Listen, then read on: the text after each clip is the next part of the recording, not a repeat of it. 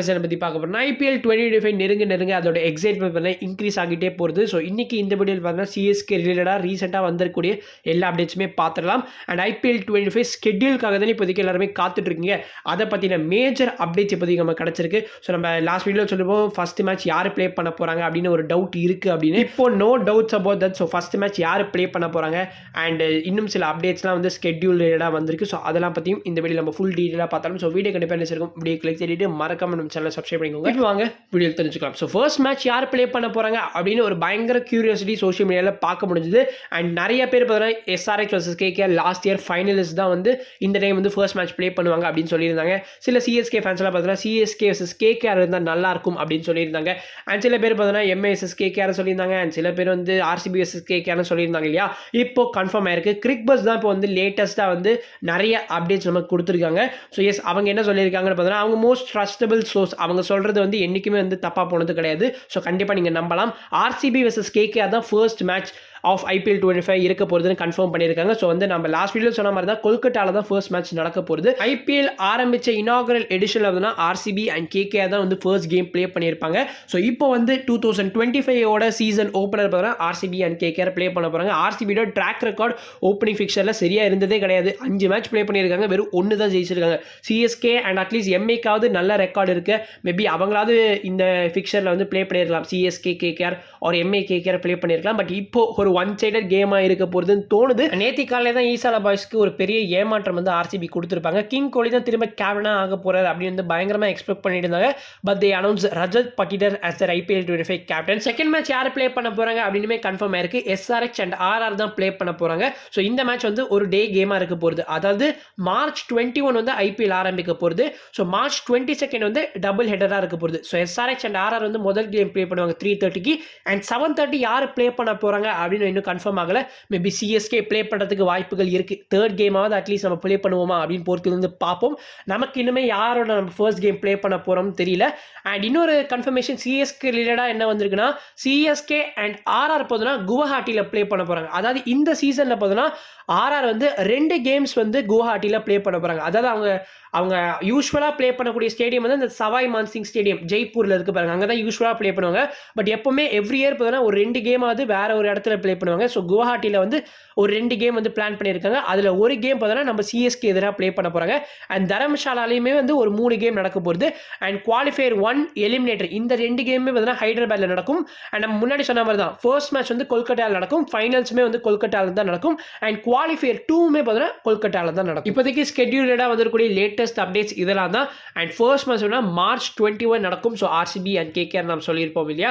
And இந்த match வந்து 8 PM ஆரம்பிக்கிறதுக்கு வாய்ப்புகள் இருக்குது. ஏன்னா வந்து ஓப்பனிங் செரமனி கண்டிப்பாக வந்து நடக்கும். ஸோ ஓப்பனிங் செரமனி நடக்கிறதுனால கண்டிப்பாக மேட்ச் வந்து கொஞ்சம் டிலே ஆகும். ஏன்னா லாஸ்ட் சீசன்லேயே பார்த்தீங்கன்னா ஃபர்ஸ்ட் மேட்ச் வந்து 8 PM தான் ஆரம்பிச்சிருக்கும். ஸோ இந்த வருஷமே 8 PM தான் ஃபர்ஸ்ட் மேட்ச் நடக்கிறதுக்கு வாய்ப்புகள் இருக்குது. அண்ட் ஃபைனல்ஸ் பார்த்தீங்கன்னா May 25 அன்னைக்கு நடக்கும். சாலிடாக 2 months ஆஃப் கிரிக்கெட்டிங் ஆக்ஷன் வந்து காத்திருக்கு. அண்ட் எல்லாருக்குமே இருக்கக்கூடிய இன்னொரு சந்தேகம் எப்போ தான் ஃபுல் ஷெட்யூலை எதிர்பார்க்கலாம்னு.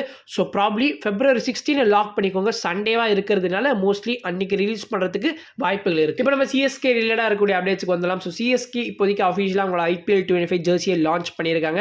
ஸோ இப்போ நீங்கள் சிஎஸ்கேயோட வெப்சைட்லேருந்து உங்களால் அஃபிஷியல் IPL 25 ஜெர்சியை வந்து வாங்கிக்க முடியும். ஸோ நீங்கள் மேட்ச் ஜெர்சி வாங்கணும்னா அது கொஞ்சம் காஸ்ட்லியாக இருக்கும்.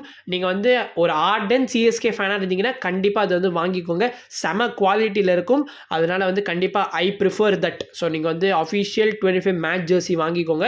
இன்கேஸ் என்னால் அவ்வளோ அஃபோர்ட் பண்ண முடியாதுன்னு நினச்சிங்கன்னா அது above 1500 சம்திங் இருக்கும். உங்களால் அது வாங்க முடியலன்னா நீங்கள் வந்து ஃபேன் ஜெர்சின்னு ஒன்று வச்சுருப்பாங்க. ஸோ அந்த ஜெர்சி வந்து கரெக்டாக 999 rupees, அதாவது 1000 rupees. எனக்கு டெலிவரி சார்ஜெலாம் இருக்கான்னு தெரியல. பட் எஸ் நான் பார்த்தப்போ 999 இருந்துச்சு. ஸோ அந்த ஜெர்சியை வந்து நீங்கள் ப்ரிஃபர் பண்ணிக்கோங்க. கிட்டத்தட்ட சேம் குவாலிட்டியில் தான் இருக்கும். ஜஸ்ட் அந்த டெக்ஸ்சர்ஸில் வந்து பெருசாக அவங்க வந்து மெனக்கெட்டு இருக்க மாட்டாங்க இந்த ஃபேன் ஜெர்சியில். அதனால் நீங்கள் கண்டிப்பாக வந்து இந்த ஜெர்சி போட்டாலுமே உங்களுக்கு வந்து சூப்பராக இருக்கும். நல்லா கண்டிப்பாக நீங்கள் வாங்கிக்கோங்க. ஸோ வந்து எஸ் இதுதான் இப்போதைக்கு நமக்கு லேட்டஸ்ட்டாக இந்த ஜெர்சி ரிலேட்டடாக வந்திருக்கக்கூடிய அப்டேட். ஸோ இனிமேல் வந்து ஜெர்சி ரிலேட்டடாக எதுவும் பேச வேணாம். ஏன்னா வந்து ஜெர்சியே லான்ச் பண்ணிட்டாங்க. ஸோ எஸ் அதில் இருக்கக்கூடிய அந்த டெக்ஸ்சர்ஸ் அதெல்லாம் வந்து நீங்கள் வந்து இன்கேஸ் வாங்கிட்டு ட்ரை பண்ணி பார்த்ததுக்கப்புறமா கண்டிப்பாக சொல்லுங்கள். ஸோ அதுக்கு முன்னாடி நம்ம சிஎஸ்கேயோட பிளேயர்ஸ் வேர் பண்ணிக்கிறதுக்கு முன்னாடி நம்ம வேர் பண்ணிவிட்டு நம்ம மாஸ்க் காட்டலாம். எல்லாமே நல்லா போயிட்டு இருக்கிறப்ப குறுக்கு இந்த கௌஷிக் வந்தா அப்படின்னு சொல்கிற மாதிரி நம்ம பிசிஏ ஒரு வேலையை பார்த்து விட்டு போயிட்டாங்க. அதாவது இனிமே ஹோம் டீம்ஸ் வந்து அவங்களோட ஹோம் கிரவுண்ட்ஸில் வந்து ப்ராக்டிஸ் செஷன் நடத்த முடியாது அப்படின்னு பிசிஏ வந்து ஒரு குண்டை தூக்கி போட்டிருக்காங்க. ஸோ இது புரியும்படி சொல்லணும்னா நம்ம சிஎஸ்கேவால் இனிமேல் சேப்பாக் ஸ்டேடியமில் வந்து ப்ராக்டிஸ் செஷன்ஸ் நடத்த முடியாது அப்படின்னு வந்து நமக்கு தெரிய வந்திருக்கு. ஸோ வந்து இது ஒரு விதத்தில் வந்து நம்ம சிஎஸ்கே ஃபேன்ஸ் எல்லாருக்குமே ஒரு பயங்கரமான ஒரு டிசப்பாயின்மெண்ட் தான். ஏன்னா வந்து ரொம்ப நாட்கள் கழிச்சு நம்ம சிஎஸ்கே ஃபேன்ஸ் எல்லாருமே வந்து காத்துட்டு இருந்திருப்பீங்க. நம்ம வந்து ப்ராக்டிஸ் செஷன் போய் பார்க்கணும், ஸோ தோனியை வந்து அவரோட தல தரிசனம் வந்து பார்க்கணும்லாம் வந்து ஈகராக வெயிட் பண்ணிட்டு இருந்திருப்பீங்க.